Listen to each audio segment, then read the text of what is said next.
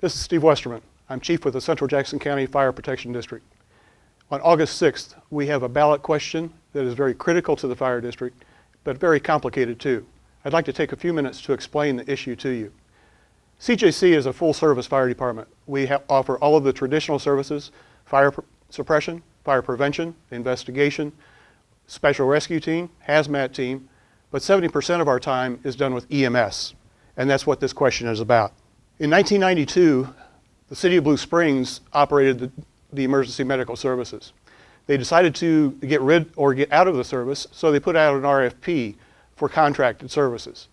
CJC won that contract and has provided the EMS service since 1992. However, the City of Blue Springs maintained the license for EMS, which is issued by the state of Missouri. The EMS license is simply a piece of paper, but it outlines the geographic area and that only one ambulance is allowed to deliver services within that geographic area. The area that they selected when they got the license was the exact same boundaries as CJC Fire. With responsible stewardship over the past 20 years, CJC has provided an increasing quality of service, and today we are one of the cutting-edge EMS delivery services in the region. This is a map showing the call distribution. This is a 1989 call distribution. Each of the red dots that comes up on the screen represents 10 calls. You'll see the vast difference between the Blue Springs city limits and Green Valley. The second slide represents 2012 calls. Again, each dot represents 10 calls, but you'll notice the difference in Green Valley particularly, those calls have tripled in numbers. Our overall numbers for the whole district have doubled. One of the time measurements to measure quality we look at is phone 911 call to arriving at your door. We started our own dispatching services for EMS and fire in 2006. Obviously there was a learning curve when we first began, but today we are making some changes, particularly in call dispatching and call processing, that we are down at the 7:45 total time from call to door response. One of the other critical areas that we measure is out-of-hospital cardiac arrests. That simply means once we respond to a cardiac arrest that the patient is a survivor and walks out of the hospital.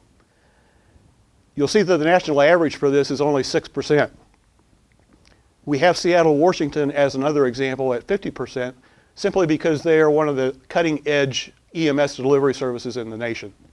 They also are the home of the American Heart Association, so they have thousands of citizens that have been trained in CPR, and that is assisting them greatly in their delivery of service and their survivors walking out of the hospital. You'll notice that CJC is at 50% though also. This is done not only because of our citizen interest and citizen activity, but also because of some of the other treatments that we provide. This next slide shows a survivor and his testimony to our services. Knowing what the doctors have told me, they did a fantastic job and they couldn't have got here any sooner. I mean, if it hadn't been for them, I wouldn't be here. You know, I wouldn't be here if it wasn't for her, and I wouldn't be here if it wasn't for them. And I'll tell you, just the personnel themselves as human beings are wonderful. I would ask everybody to support this because they are a critical part of the community, and we need to do everything we can for them. We can reach that 50% of out of the hospital survivor rate simply because some of the treatments that we provide. These treatments that we provide our patients are not typically given by many EMS services in the area. One is a 12-lead monitor. This monitor and the 12 leads monitor more deeply what is going on in the heart, and we can read more accurately and determine what level of service or what level of treatment needs to be provided for the patient. We also have two programs, Code ICE and Code STEMI. Code ICE is simply cooling the body down to 91 degrees approximately. It's much like jumping in a very cold lake. It slows the body processes down, the brain and the heart processes, while we provide treatment and transport to the hospital. Code STEMI is also a heart attack, but a different wave in the heart. This is a process where we get the patient to the hospital quicker, but also in the operating room within 20 minutes, where the surgeons are already putting stents in the heart. Again, providing a higher percentage of people walking out of the hospital. We also offer an auto pulse. AutoPulse is the blue machine that you see around the dummy in the slide. This is an automatic CPR machine. We also have hydraulic stretchers to prevent some of our workers' compensation accidents. We have RSI, rapid sequence intubation, and then also electronic reporting. Many people always ask the question, why do we send a pumper or an engine along with the ambulance? It's simply to get the right amount of people there. With all the treatments that we've talked about here, they're advanced treatments. It's much like a pit crew at a NASCAR race. Everybody has their job, and everybody knows what it is, but everybody has a different job. And for the advanced cases that we have, the cardiac arrests, the strokes, or life-threatening situations, it takes that many people to provide service. From a technology standpoint, from personnel, from education, from protocols, you're top notch. You guys take quality of care to the nth degree and you invest in it. You invest in your training of your crews, of your people. You have high expectations and you deliver. When CJC is here, we have no worries. We know they know what's going on. They know how to do everything, and we have such a high comfort level in the care of patients. That's priceless, and that's what the community needs to understand, is that there is a difference because you have that high expectation and because you have invested in the training, in the personnel, and in what you expect as a service provider. Because there are options out there, not all of them what we want. We thank Annette Small for giving her testimony to our services. We have a very close working relationship with both St. Mary's and Centerpoint hospitals, along with the rest of the hospitals in the region. CJC is also very proud of our EMS training center. We provide training for our own people, not only becoming paramedics, but providing the continuing education that's required to maintain a paramedic license. One of the other national standards that we measure is the amount of paramedics on each life-threatening scene. National standards call for 2 paramedics on each scene. We staff our ambulances with 1 paramedic and 1 EMT, but we also have paramedics on each engine, so that if an ambulance is out on another call, the closest engine can respond with a paramedic and all the necessary equipment and start providing treatment. Then the ambulance from another station will proceed to come in also. We have 2 medics on each EMS call 97% of the time, which very few other organizations can claim that standard, that level of service. One of the other ways that we have done this is through the number of total paramedics we have. The contract that we have with the City of Blue Springs calls for 15 paramedics and 3 EMTs. At the current time, we have 51 paramedics within our organization. That was not a cost to the city. That was a cost that CJC bore because it was important for the quality and level of care that we felt was necessary. So those are some of the methods that we have increased our level of service over the last 21 years. We hope that you can see the quality care and the level of professionalism that we provide. Now we need to talk about the ballot question itself, and that discusses the money and how this transfer has been done. The total cost for providing EMS is $2.5 million. Over the last 21 years, that $2.2 million has been provided by the City of Blue Springs, with $300,000 in addition being provided by CJC out of our general fund.